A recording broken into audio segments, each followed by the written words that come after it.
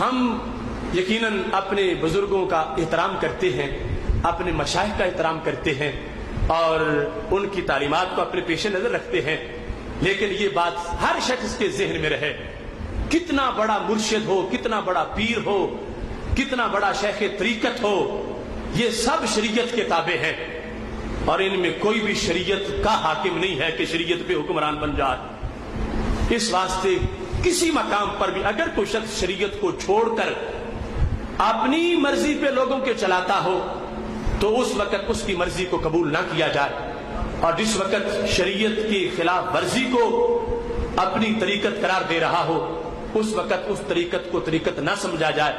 اور کوئی شخص بھی اپنا یہ دین نہ سمجھے کہ چونکہ میرے پیر نے کہہ دیا ہے لہذا اگرچہ حرام ہے میں تو کروں گا، پیر نے کہہ دیا،